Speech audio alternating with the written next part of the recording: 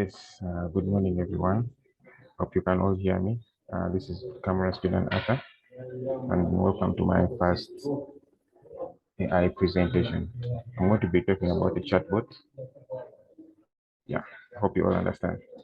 So I'm going to jump right away into sharing my screen.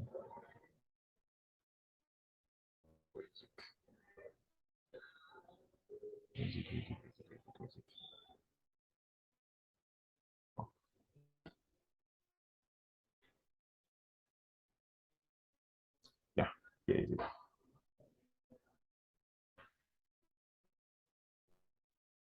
Yeah, I go by the name Cameron Student Arthur, and that's my registration number.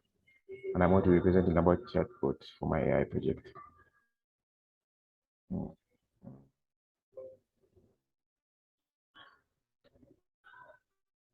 Okay, now the reason as to why I chose the chatbot as my presentation is that there is a rigid kind of structure in database querying interfaces. Most user database querying interfaces.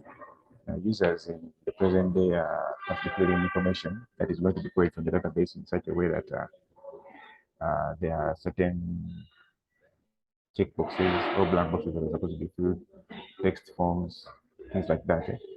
So radio buttons. So for me, I'm I'm going to be specifically doing a chatbot that is going to be communicating with the human, such that the human just has to describe the content of the required, and then the chatbot will run queries to the database without the user knowing or having to fill in all that chunk of data, which will be too much time consuming and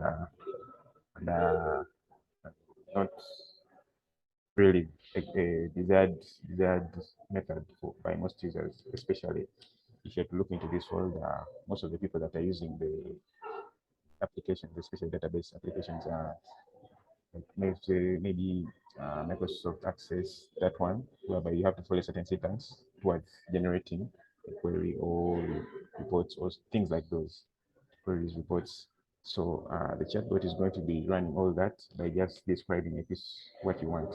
Like you tell it, I want you to pick for me the last time where we sold maybe black striped stockings.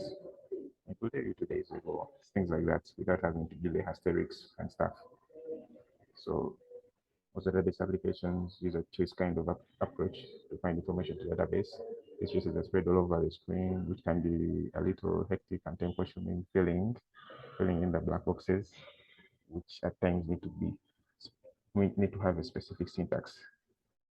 But with the query chatbot, users can just clearly describe what they require in natural human language to the chatbot, which will then generate query reports from the database. Okay. Visual intelligence interview. Chatbot replies are all AI guided. That is to say, choosing the kind of response to be given includes a series of artificial intelligence related manipulation scenarios. So you understand that the chatbot is really not a human. So you're going to be using specific, not specific, you're going to be using AI scenarios like how to go about AI, machine learning, those things, such that you generate a response to human, uh, which is a component of AI. The types of data I'm going to be specifically based on text. Yeah, I'm going to be using text for the user side, and then also it's going to be text from the chatbot side. Like it's going to be typing text brought back to you. If you type in you want to receive a report will be brought back to you, but in form of text. This is just to make it simple. Yeah, but if things go well, I'm planning to integrate human speech such that you can just query your database by use of word of mouth. Yeah. The point differences between supervised and supervised learning techniques that are used, or maybe should I say learning models for AI generated artificial intelligences. I don't know what I'm making sense, but these are certain ways that that artificial intelligence is impacted into machines that have been built. So there are two. There is supervised, unsupervised, and then there is one that is not usually talked about, semi-supervised. So supervised learning, it has labeled data, while unsupervised learning doesn't have labeled data. The output, in most cases, for supervised learning is known, while the other way around, unsupervised is not known. And then there is a model that is a model. I hope you all know the meaning of a model that is built at the end of supervised learning, which is not the case for unsupervised learning.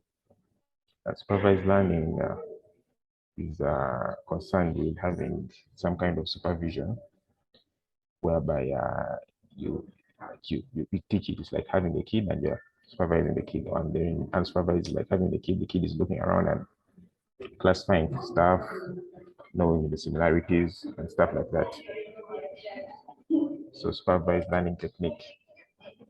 Supervised learning techniques, we're going to be having classification and regression.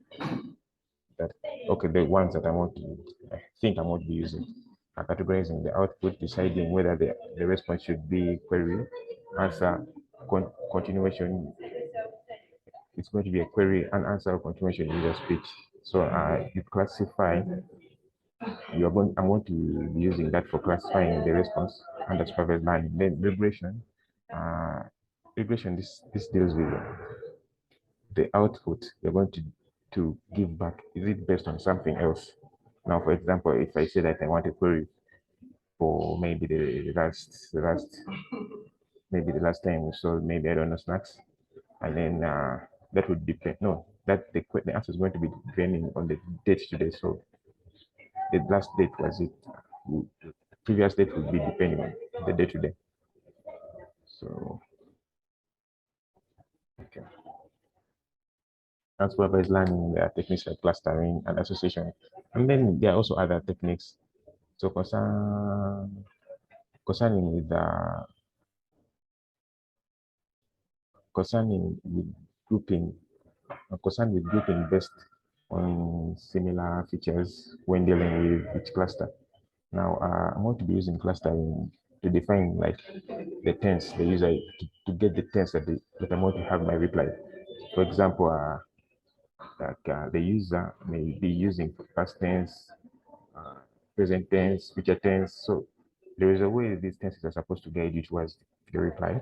And association, I want to be using it like you get to know what other pieces of information may be required to know if a user asks for a certain piece of data from the database. You're supposed to also generate another piece of information which is relevant, not relevant. So it's associated with the other. You may ask whether the user may need it, and the user really finds it important according to the other pieces of information that have been generated after generation of that type of requirement from the user.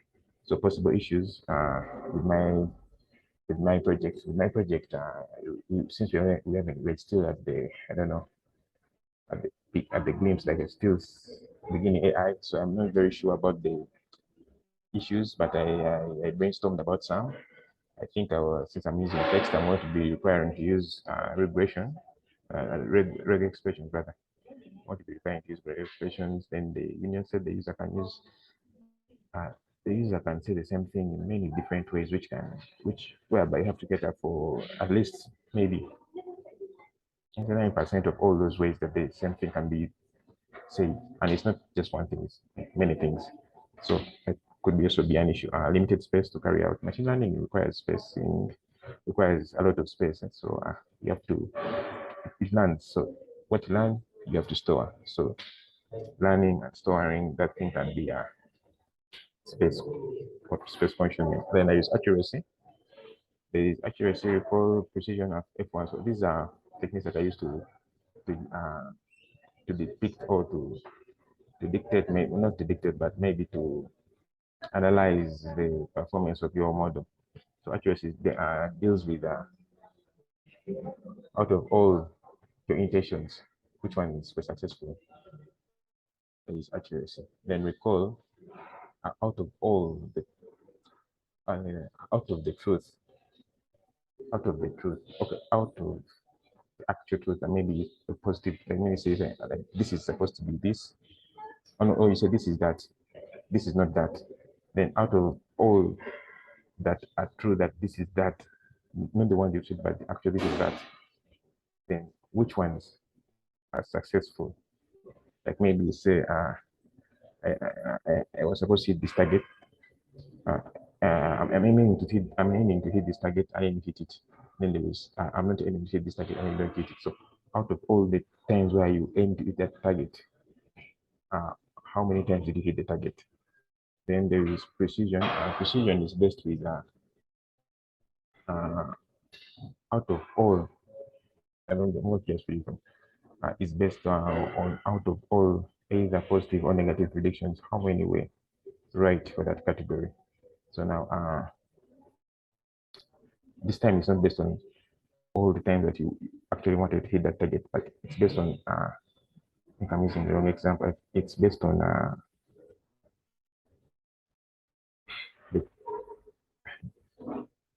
it's based on the time. Out of all times you wanted to hit that target. It's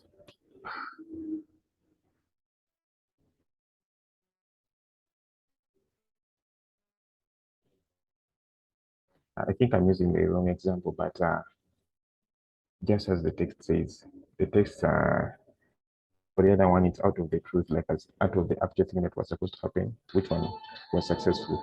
Then this one is not the actual thing that was supposed to happen, but what you say or what you wanted out of that, then which ones were successful. That's it. But I think I was using the wrong example. And if one scores just harmonic link between the two, such that you can, it's used to show the performance of the machine learning model. And AI evaluation matrix is used to, the AI evaluation matrix I want to be using just entropy, and root square error. Root square error is concerned with finding the sum of the squares of all errors which are going to be magnitudes, sum of squares of all errors, and then having the root of it, so having, it's something like, so it's like getting the dispersion, like dispersion of the errors, or maybe getting one value for your error, something like that. So quotient entropy is something to do with the distance or dispersion between probability dispersions. It makes sense to me. I don't know whether it's making sense to you. Then references. I used YouTube. There is Simplilearn on YouTube, and IBM AI sharing still on YouTube. All the information I've said right now, I acquired from YouTube. Yeah, I think that's it for my presentation. Actually, this is my second presentation. The other one turned out to be too long. Thank you. I hope you write all the suggestions of how I could be a good person, how I could like towards the presentation and improve myself. Thank you, and goodbye.